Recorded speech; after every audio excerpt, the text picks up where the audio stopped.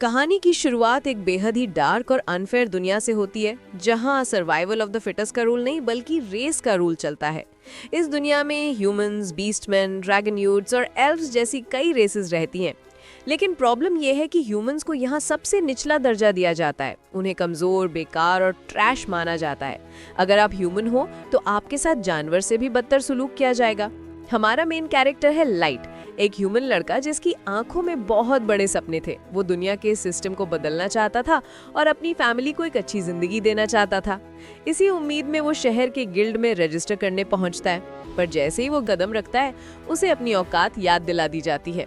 Light चुपचाप अपने रास्ते जा रहा था कि तभी एक हट्टा कट्टा बीस्टमैन जानबूझकर उससे टकराता है। गलती उस बीस्टमैन की थी, पर वो लाइट को गालियां देता है और उसे रास्ते से हटने के लिए कहता है। लाइट बिना कुछ कहे रिसेप्शन डेस्क पर जाता है। वहां बैठी रिसेप्शनिस्ट उसे बताती है कि ह्यूमन होने की वजह से उसे ऑटोमेटिकली सबसे लो रैंक यानी F रैंक मिलेगी। जब वो लाइट से उसकी गिफ्ट यानी स्पेशल स्किल के बारे में पूछती है तो लाइट थोड़ा एक्साइटेड हो जाता है। वो बताता है कि उसके पास अनलिमिटेड गाचा नाम की स्किल है। रिसेप्शनिस्ट को समझ नहीं आता तो लाइट डेमो देने के लिए अपनी स्किल एक्टिवेट करता है। एक मैजिक सर्कल बनता है और उसमें से एक टेढ़ा मेढ़ा कांटा यानी कि फोक और एक सड़ा हुआ सेब गिरता है। रिसेप्शनिस्ट उसे यूजलेस करार देती है और सलाह देती है कि वो एडवेंचरिंग छोड़कर कहीं मजदूरी कर ले। गिल्ड से हताश होकर निकलने के बाद लाइट शहर की गलियों में भटकता रहता है। उसे लगता है कि शायद दुनिया सही कहती है, वो सच में बेकार है। वो कीचड़ में बैठा अपनी किस्मत को कोस रहा था कि तभी उसके सामने एक हाथ आगे बढ़ता है। लाइट ऊपर देखता है तो हैरान रह जाता है। उसके सामने साशा खड़ी थी, जो एक हाई एल्फ थी। उसके पीछे उसकी पार्टी के बाकी मेंबर्स थे, ड्रैगो एक ताकतवर ड्रैगन यूट और गारू एक खूंखार बीस्टमैन। ये लोग कॉनकॉर्ड ऑफ द ट्राइब्स नाम की फेमस पार्टी के मेंबर्स थे। साशा बड़े प्यार से लाइट को उठाती है, उसे गले लगाती है और कहती है, हम दुनिया से भेदभाव मिटाना चाहते हैं, क्या तुम हमारी पार्टी ज्वाइन करोगे?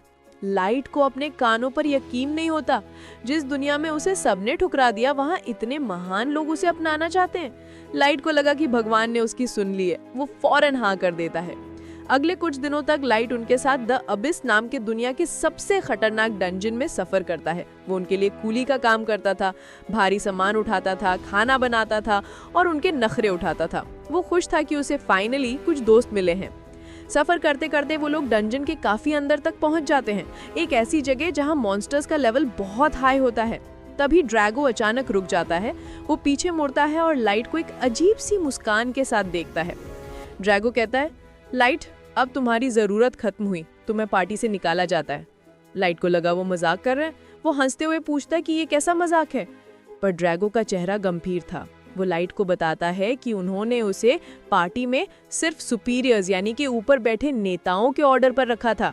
उन्हें चेक करना था कि लाइट की अनलिमिटेड गाचा स्किल कहीं वो लेजेंडरी माइस्ट्रो स्किल तो नहीं जिसके बारे में लेजेंड्स में लिखा है।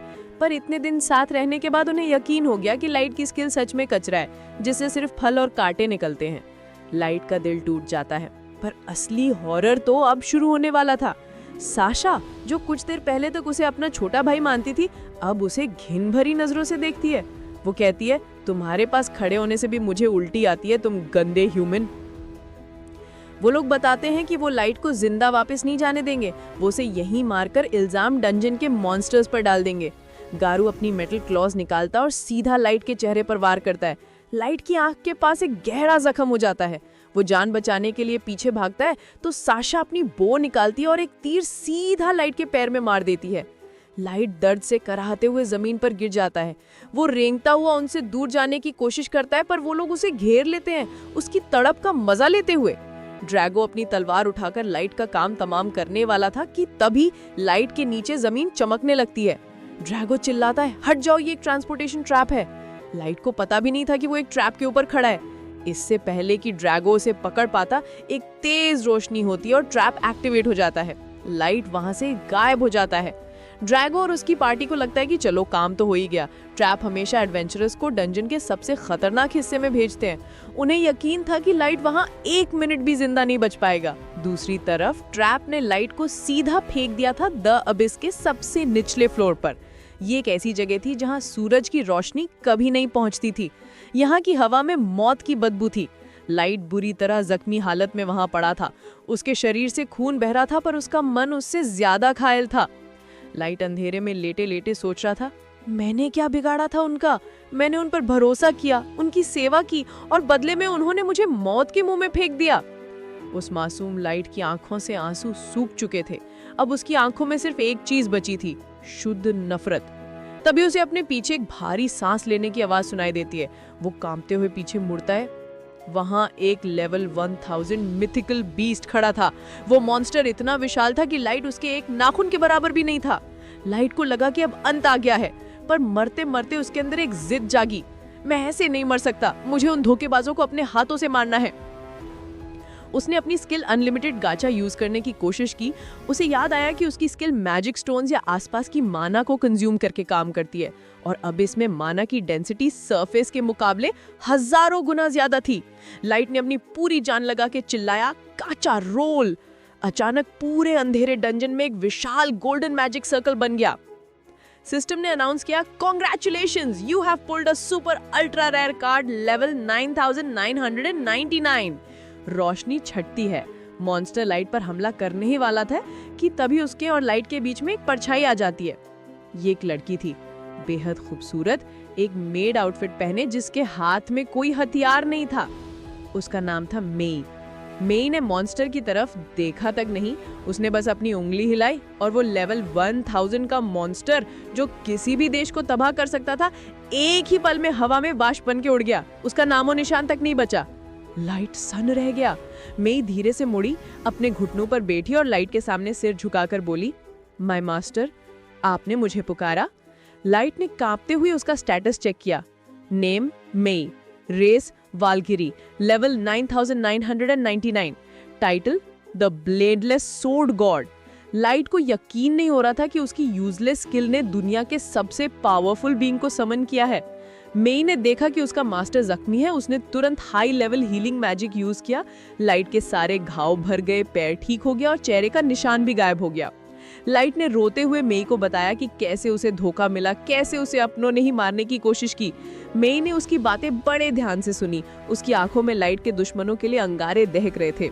मेई ने उस लाइट को गले लगाया और कसम खाई, मास्टर, जिसने भी आपको चोट पहुंचाई है, मैं इस पूरी दुनिया को जलाकर राख कर दूंगी, बस आपका एक इशारा चाहिए।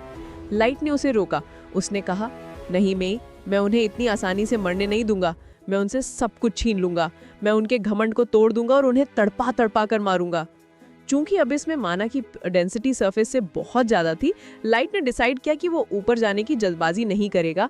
वो यही रहकर अपनी ताकत बढ़ाएगा और अपनी खुद की एक सेना बनाएगा। और इसी तरह अंधेरे की गहराइयों में एक नए डीमन लॉर्ड का जन्म हुआ। अब कहानी 3 साल आगे बढ़ती है। 3 साल बीत चुके हैं। द अबिस, जिसे नर्क कहा जाता था, अब पूरी तरह बदल चुका है। लाइट ने वहां अपना एक विशालकाय किंगडम बना लिया है, एक काले पत्थर का महल जो किसी भी राजा के महल से ज्यादा शानदार था। अब लाइट वो डरा हुआ लड़ता नहीं रहा, वो भी एक जवान और बेहद हैंडसम आदमी बन चुका है, जिसके चेहरे पर एक कोल्ड एक्सप्रेशन रहता है। अब हम मिलते हैं लाइट की वफादार आर्मी से। लाइट ने इन 3 सालों में अनलिमिटेड गाचा का यूज करके कई और लेवल 9999 सबऑर्डिनेट्स को समन कर लिया था। सबसे पहले आती है आउयू।